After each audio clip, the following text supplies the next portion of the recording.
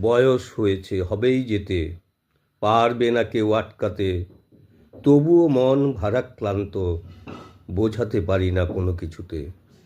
তুমি গ্রামের অমূল্য ধন, কত স্মৃতি মনে অহরহ।